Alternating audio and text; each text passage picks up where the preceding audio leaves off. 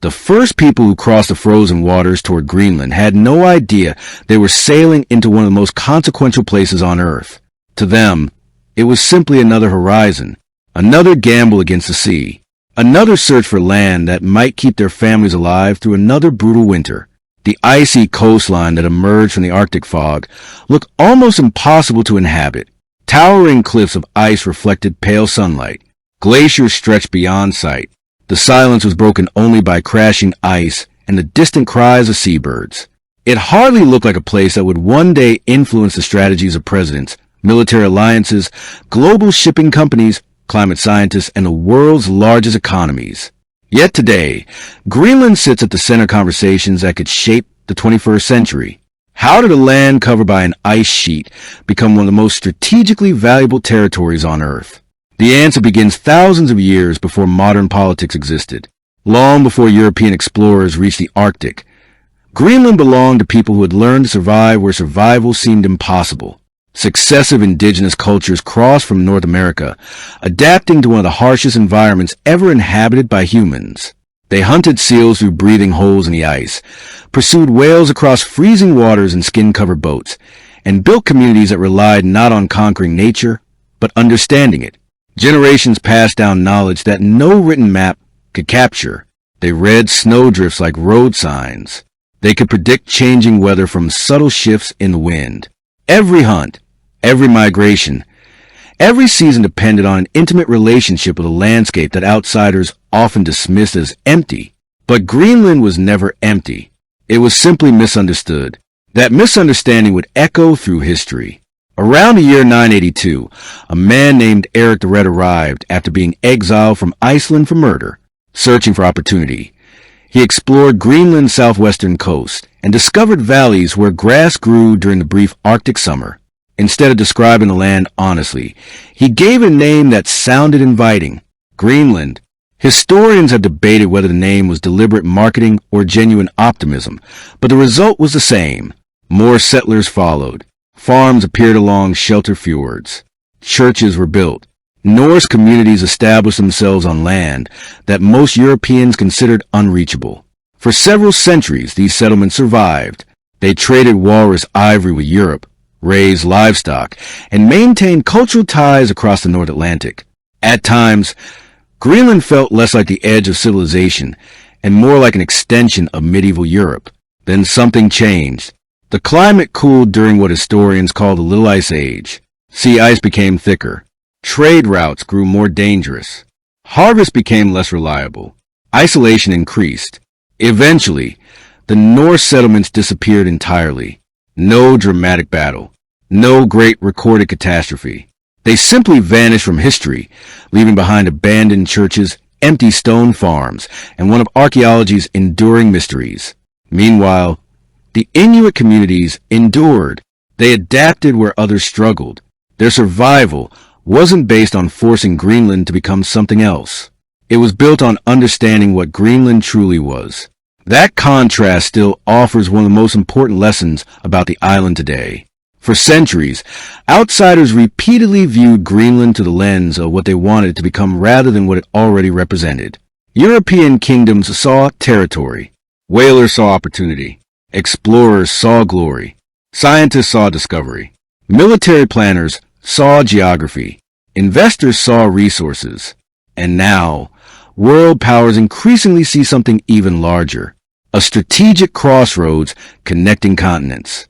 Looking at a globe rather than a flat map changes everything. Greenland isn't isolated at the edge of the world. It sits between North America and Europe. It overlooks the Arctic Ocean. It lies beneath some of the shortest flight paths connecting major global powers. It borders sea routes that climate change is gradually transforming. Its location is no longer just interesting. It is becoming indispensable. For much of the 20th century, geography alone made Greenland important. The Second World War revealed just how important. When Nazi Germany occupied Denmark in 1940, Greenland suddenly became politically isolated. The United States moved quickly to establish agreements protecting the island from potential German influence. Weather stations built across Greenland became vital because accurate forecasts over the North Atlantic determined whether military aircraft could safely cross oceans and whether naval convoys could avoid devastating storms. Few people realized it then, but weather had become a weapon. The side that understood the Arctic atmosphere often held an invisible advantage. Greenland quietly became part of that advantage. When the war ended, its importance did not disappear. Instead, it multiplied. As the Cold War divided the world between the United States and the Soviet Union, military strategists stopped seeing Greenland as a frozen island. They began seeing it as the roof of the planet. On a globe, the shortest path between North America and Russia passes across the Arctic. That simple geographic fact changed everything. Suddenly, Greenland stood directly beneath the potential flight paths of long-range bombers and later intercontinental ballistic missiles. In a world where minutes could determine the outcome of nuclear conflict, early warning systems became priceless. Deep within Greenland's frozen landscape, enormous radar installations were built to watch the skies. The island that once attracted Viking farmers had become one of the most closely watched pieces of territory on Earth. And that was only the beginning. Because in the 21st century, another transformation would begin, one that had nothing to do with war alone. It began with something melting beneath the Arctic sun. For decades, Greenland's ice appeared permanent. It covered nearly 80% of the island, reaching depths of more than 3 kilometers in some places. From space, it looked timeless, a vast white shield that had endured ice ages, Viking voyages, and world wars. Many believed it would remain unchanged for generations to come. But nature was already writing a different story. Satellite observations, aircraft surveys, and ground expeditions began revealing subtle changes. At first, the differences seemed almost invisible. Summer melting lasted a little longer. Glaciers retreated a little farther inland. Rivers of meltwater carved brilliant blue channels across the ice before disappearing into deep crevasses. Then the pace accelerated. Scientists watched enormous glaciers that had remained stable for centuries suddenly begin moving faster toward the sea. Massive walls of ice fractured without warning, releasing icebergs the size of cities into the North Atlantic.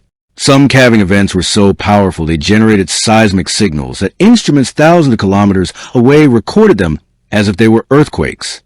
The world was witnessing one of Earth's largest reservoirs of frozen freshwater beginning to change. Greenland contains enough ice to raise global sea levels by more than 7 meters if it were to melt completely. No scientist expects that to happen overnight or even within the century, but even a small fraction of that loss carries enormous consequences. Cities from Miami to Mumbai, from Shanghai to Amsterdam, monitor Greenland almost as closely as scientists do. What happens on this distant Arctic island no longer stays in the Arctic. Every summer, researchers establish temporary camps directly on the ice sheet. They drill deep cores through layers of ancient snow that have accumulated year after year for hundreds of thousands of years. Each layer is like a page in Earth's diary, trapping tiny bubbles of ancient air. Those bubbles reveal something extraordinary. They allow scientists to measure the atmosphere exactly as it existed long before factories, automobiles, or modern civilization. Few places on Earth preserve such an uninterrupted record of our planet's climate history. Greenland is not just losing ice. It is revealing Earth's past while simultaneously reshaping its future. The discoveries hidden beneath the ice reach far beyond climate science. As glaciers retreat, landscapes untouched for thousands of years begin to emerge. Ancient plants, preserved soils, and geological formations appear where no human has walked for countless generations. Every summer field season brings a possibility of discoveries that rewrite scientific understanding. Yet another race has quietly begun beneath the surface. Greenland's bedrock contains remarkable mineral wealth, rare earth elements, graphite, nickel, copper, zinc, titanium, potential deposits of uranium, materials that modern technology cannot easily replace. Every electric vehicle, every advanced missile system, every wind turbine, every smartphone, and every high-performance computer depends on minerals like these. Today, much of the world's rare earth processing remains concentrated in China. Governments across Europe, North America, and Asia have become increasingly concerned about relying on a single supply chain for materials essential to their economies and national security. Suddenly, Greenland is no longer seen only as an Arctic frontier. It is becoming part of a global conversation about strategic independence. Mining companies have spent years studying Greenland's mountains and valleys. Some projects promise economic opportunity for local communities.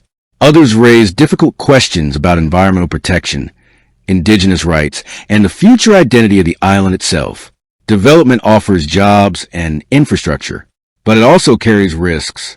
Greenland's population is small, just over 56,000 people spread across an island larger than Western Europe.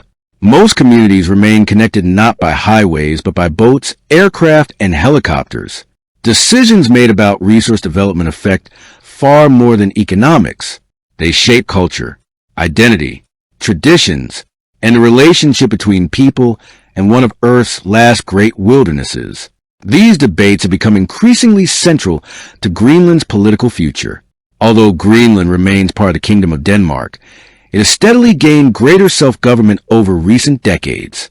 Local leaders control many domestic affairs, while Denmark continues to oversee areas such as foreign policy and defense. The question of full independence surfaces regularly in public discussion. Supporters see Greenland's natural resources as a possible foundation for economic self-sufficiency. Others argue that independence requires more than mineral wealth. It requires stable institutions, diversified industries, and careful long-term planning. The conversation is complex, and increasingly the rest of the world is paying attention. Because while Greenland considers its future, powerful nations are making plans of their own. The Arctic is no longer viewed as an inaccessible frozen barrier. It is becoming a new geopolitical frontier. As the Arctic warms, something remarkable is happening that would have sounded impossible just a few decades ago. Sea routes that were once blocked by thick ice for most of the year are becoming navigable for longer periods. Ships that traditionally traveled thousands of extra kilometers through the Suez Canal or around the Cape of Good Hope are beginning to consider an entirely different path across the top of the world. On a map, the difference may appear modest. On a balance sheet, it can mean millions of dollars. A cargo vessel sailing between East Asia and Northern Europe could potentially reduce both travel time and fuel consumption by using Arctic routes when conditions allow. In global trade, where delays ripple across supply chains and every day at sea carries a cost, even small reductions become significant. For shipping companies, the Arctic is no longer just an obstacle. It is becoming an opportunity. But opportunities rarely arrive without competition. Russia has invested heavily in developing the Northern Sea Route along its Arctic coastline, building icebreakers, modern ports, and military infrastructure to strengthen its presence in the region. Moscow sees the Arctic not only as a commercial corridor, but also as a cornerstone of its national security and economic future. Canada views its northern waters as sovereign territory. The United States has renewed its Arctic strategy. Norway continues expanding its Arctic capabilities. Finland and Sweden, with their northern geography and growing strategic importance, have become increasingly involved in Arctic security discussions. Even countries with no Arctic coastline are paying close attention. China, despite being thousands of kilometers away, describes itself as a near-Arctic state. It has invested in polar research, shipping studies, and infrastructure projects while promoting what it calls a polar Silk Road. To Beijing, the Arctic represents another frontier for trade, scientific cooperation, and long-term economic influence. Suddenly, Greenland finds itself surrounded by the strategic ambitions of some of the world's most powerful nations. Its location has become more valuable than ever before. This renewed attention is not only visible on maps, it is visible in diplomacy. Delegations visit Nuuk, Greenland's capital, more frequently than they once did. International partnerships, investment proposals, scientific collaborations, and security discussions have all increased. Few places with such a small population received such sustained global attention. Then came a moment that surprised much of the world. In 2019, international headlines erupted after reports that U.S. President Donald Trump had expressed interest in purchasing Greenland from Denmark. The proposal was widely dismissed by Danish and Greenlandic leaders, who made it clear that Greenland was not for sale. To many observers, the idea sounded absurd, but beneath the headlines was a serious strategic reality. Major powers were openly acknowledging Greenland's growing importance. The discussion was never really about buying land. It was about recognizing value. Military planners had understood Greenland's significance for decades. Now the broader public was beginning to notice. One place captures this importance better than any other. High above the Arctic Circle lies Patuxent Space Base, formerly known as Thule Air Base. Established during the Cold War, it remains one of the United States' northernmost military installations. Its powerful radar systems and space surveillance capabilities contribute to missile warning, satellite tracking, and broader North American defense. From this remote location, operators monitor objects thousands of kilometers away, including satellites orbiting Earth and potential missile launches crossing the polar region. The base illustrates a simple truth. In the Arctic, geography is technology. Where a facility is built often matters as much as equipment inside it. Yet even as military and political interest grows, another story unfolds quietly across Greenland's towns and villages. Life here is unlike almost anywhere else. There are no highways connecting most settlements. Many communities can only be reached by boat, helicopter, or small aircraft. Winter darkness can last for weeks in the far north, while summer brings a midnight sun, where daylight continues around the clock. Children grow up learning to navigate both modern technology and ancient traditions. Hunters still travel across sea ice in some regions, while young entrepreneurs build digital businesses connected to the global economy. Greenland exists between two worlds, one rooted in centuries of Arctic knowledge, the other increasingly shaped by globalization. That balance is becoming harder to maintain. As new investment arrives, questions become more difficult. How much development is too much? How can economic growth protect rather than replace local culture? Who should benefit from Greenland's natural wealth? And perhaps the most important question of all, who gets to decide Greenland's future? Those answers will not only determine the destiny of one island, they may influence the balance of power across the Arctic for generations to come. Every major decision about Greenland now carries consequences that extend far beyond its own coastline. The island has become a place where climate science, economics, diplomacy, military strategy, and the aspirations of ordinary people all intersect. Few places on Earth carry so many competing interests within such a vast and sparsely populated landscape.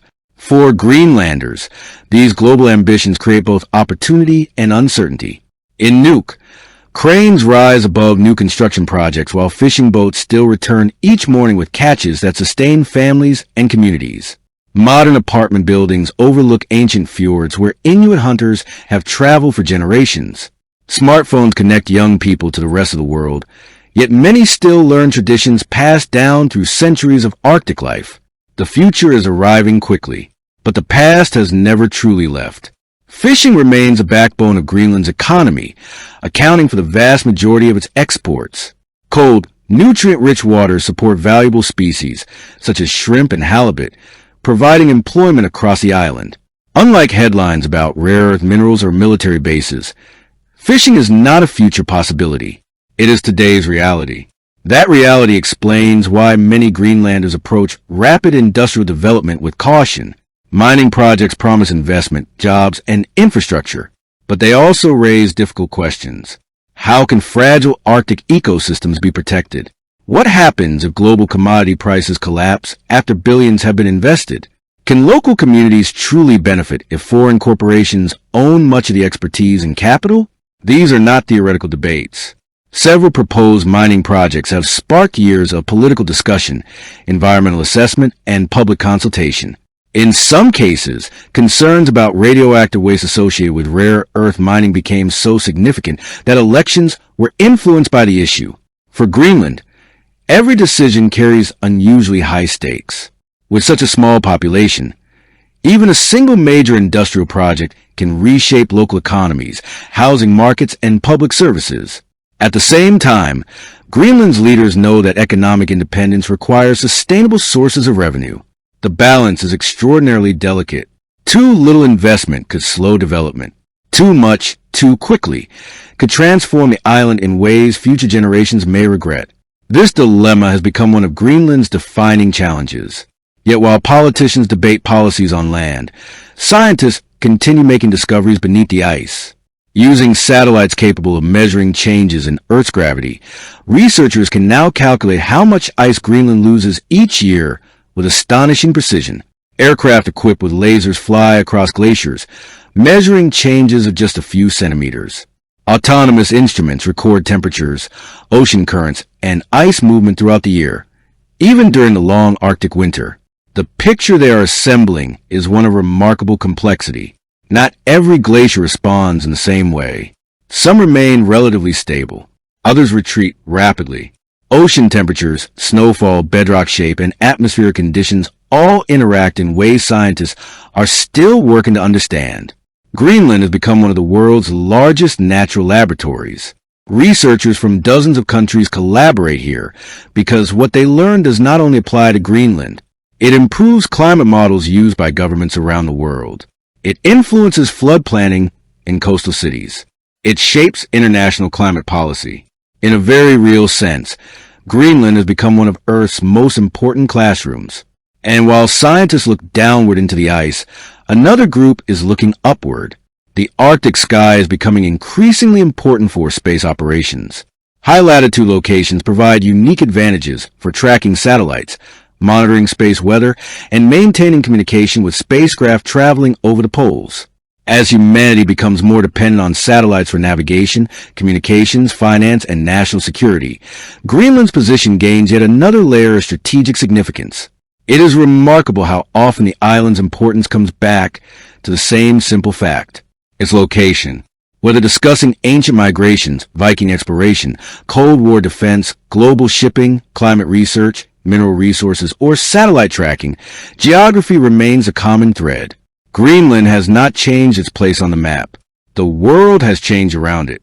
And perhaps that is the greatest lesson of all. Sometimes history does not make a place important. History simply reveals the importance that was there all along. Today, Greenland stands at the intersection of some of humanity's greatest challenges: climate change, resource security, great power competition, technological transformation, indigenous self-determination, environmental stewardship, global trade. Few regions embody so many defining issues of the 21st century. The decisions made over the coming decades will influence not only the people who call Greenland home, but also nations thousands of kilometers away that may never see its glaciers or walk its frozen shores. In many ways, Greenland is no longer a distant frontier at the edge of the map. It has become one of the places where the future is quietly being negotiated. The irony is impossible to ignore. For centuries, explorers searched Greenland believing they had reached the edge of the known world. Today, that same island sits at the very center of some of the world's most important conversations. The ice that once isolated Greenland now connects it to the destiny of nations. The minerals beneath its mountains may help power the technologies of tomorrow. The waters around its coast may redefine global shipping. Its skies continue watching over the security of continents. And its people carry the responsibility of preserving a culture that has endured in one of Earth's harshest environments for thousands of years. Perhaps the most extraordinary thing about Greenland is not that it has suddenly become important. It is that the world is only now beginning to understand just how important it has always been.